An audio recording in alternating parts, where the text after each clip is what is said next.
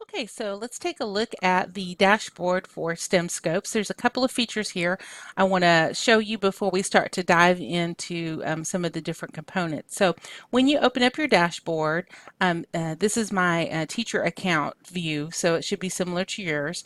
You'll notice that there's a feedback button here. So if you find a problem or if you want to give them feedback on something that's working or not working, you can just give them feedback or report a problem and put in your email, your name, and then a brief comment, and then send it right in. And they are very quick to respond and will usually email you the status of whatever report or feedback that you had given. So I find that to be a really helpful feature. Okay, so let's take a look at the home page here.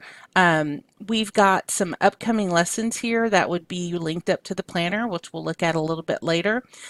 We have some sections here for students, and again, we'll look at that a little bit later on as well. We'll talk about bookmarking once we talk about scopes as well. So some of the pieces down here we'll get into when we get up here to the blue bar. So that's where I want to draw your attention next. You can always tell where you are in STEMScopes by looking for the dark blue band, and that will help you navigate where in STEMScopes you are. And you'll see along the top we've got that blue bar, and you can interface with different parts of STEMScopes depending on what you're wanting to do.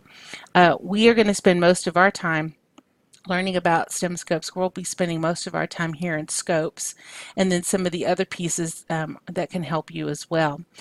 To find your way around any of these places, you simply click on the section and it will take you there, and you can jump through and take a look. The standards is not really a feature that you would necessarily need to use. You can search different standards, but I don't find that to be a tool that's very useful. Students is where you're going to assign students and build your classes. Assessments are going to be where you can build assessments with an assessment bank. This has some great online PD, and then if you need some help, that's right there. So that's just kind of an overview of the dashboard in general. And we are going to be diving into some of the other pieces next.